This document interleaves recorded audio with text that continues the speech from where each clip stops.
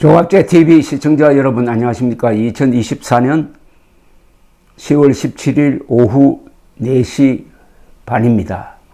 민주주의 국가에서 가장 중요한 정치 행사는 선거입니다. 선거는 크든 작든 의미를 갖게 됩니다. 역사적 의미를 가지고 나라의 운명을 바꾸기도 하는 게 선거입니다.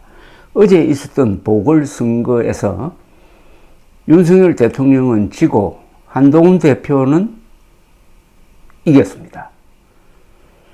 이제 윤석열 정권이 살아남으려면은 한동훈 대표에게 매달리지 않을 수 없는 상황이 조성되었습니다.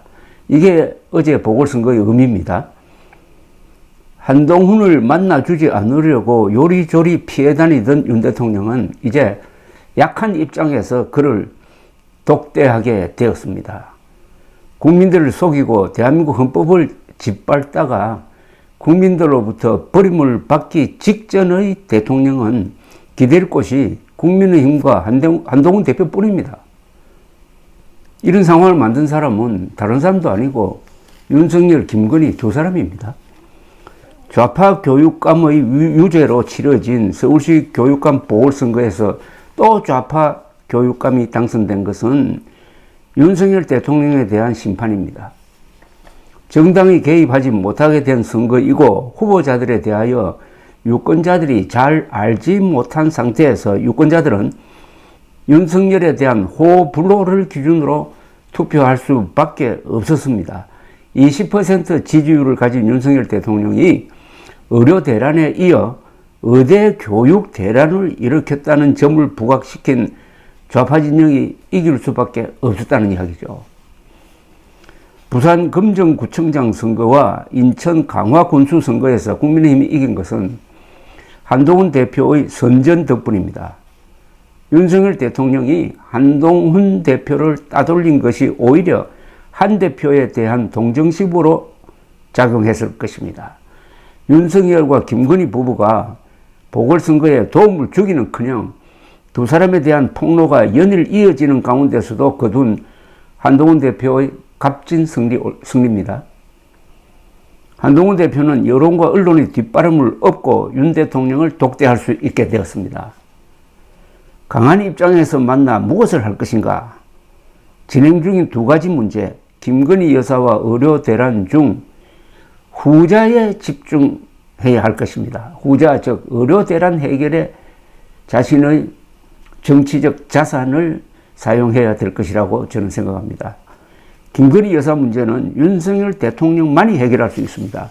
이미 너무 늦은 감이 있습니다. 도이치모터스 주가 조작 사건에 대해서 검찰이 불기소를 결정했지만은 이게 또 다른 불씨가 될 가능성이 높습니다. 사과를 한다느니 제2부속실을 설치한다느니 특별감찰관을 임명한다는 것으로 넘어가기에는 이미 너무 늦었습니다.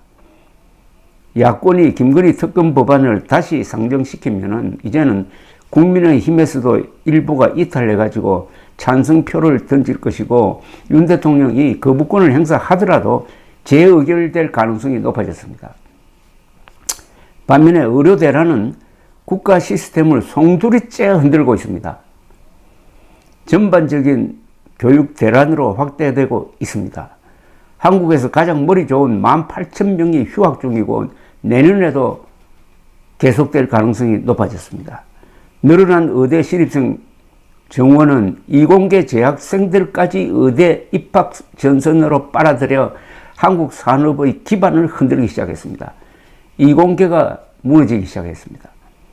전공의들이 이탈, 교수들의 손발이 절단되어 가지고 한국 의료의 수준을 높여주었던 연구가 거의 중단되었습니다. 의료계가 연구를 하지 않으면 새로운 치료 방법이 나오지 않는다는 이야기죠. 외국 제약회사들이 의뢰하던 임상실험이 끊겨가지고 수입 감소는 물론이고 임상 데이터의 축적이 중단됨으로써 첨단 의학 연구에 큰 타격이 되고 있습니다. 그것은 살릴 수 있는 사람을 살릴 기술 축적이 사라진다는 이야기입니다. 전공의 및 의대생 3만 명이 이탈함으로써 군의관 공급에 큰 차질이 예상됩니다. 의료는 안보라고 하더니 드디어 안보 위기로 이어지고 있습니다. 대통령이 할 수 있는 가장 나쁜 짓은 학부모와 대학이 길러낸 인재들을 외국으로 밀어내는 두뇌 유출입니다. 수많은 전공의와 전문의들이 외국으로 빠져나가고 있습니다. 응급실 파행, 수술 지연, 의대 마비, 연구 중단, 이공계 황폐화, 군의관과 공중보건의 위기, 두뇌 유출, 그리고 근보 재정을 의료대란 수습에 투입한 결과로서 보험료 인상, 이 모든 부작용의 결과는 죽지 않아도 될 환자들이 죽어나간 통계로 잡힐 것입니다. 김일성 남침 이후 최대 규모의 인명 손실이 진행 중인데도 윤석열 대통령은 자신의 체면을 지키기 위하여 국가적 재앙을 방치하고 있습니다. 윤석열 대통령이란 존재 자체가 국가적 재앙이 된 겁니다. 한동훈 대표가 이 문제를 해결한다면 대통령이 될 것입니다. 한국전 이후 최대의 국가적 위기를 해결한 공을 국민들은 결코 잊지 않을 것입니다. 그렇다면 어떻게 윤석열 대통령을 압박할 것인가? 윤 대통령은 의료 대란과 김건희 여사 문제를 다룸에 있어서 헌법과 법률을 위반했습니다. 아무런 근거 없는 2,000명 정원을 밀어붙이는 과정에서 우리 헌법이 신성한 것으로 간주하여 보장하는 개인의 자유, 생명권과 직업 선택의 자유 등등, 그리고 대학의 자율권을 무시하였습니다. 짓밟았습니다. 윤 대통령을 믿고 부하 공무원들은 수많은 직권남용을 자행하고 있습니다. 박근혜 대통령 탄핵 사유가 1이라면 윤 대통령의 경우는 100입니다. 전공의와 의대생들은 이러한 윤석열의 독재에 대항하여 민주화 운동을 하고 있는 측면이 있습니다. 한동훈 대표는 윤석열 대통령에게 탄핵을 당할 것이냐, 의료 대란을 수습할 것이냐라고 압박할 수 있는 카드를 잡았다는 이야기입니다. 의료 대란과 김건희 문제가 결합되면 폭발의 임계점을 넘어 통제 불가능 사태가 벌어질 것이니 우선 의료 대란부터 해결하여 보수층부터 마음을 돌리도록 해야 정권 방어가 가능해질 것입니다.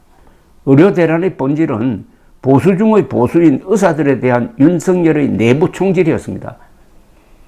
윤 대통령이 초래한 적전 분열에 노출된 보수층과 한동훈 세력이 반기를 들게 되면 김건희, 윤석열 두 사람은 탄핵 이상을 각오해야 할 것이고 한동훈 대표로서는 이런 상황이 유리한 고지입니다.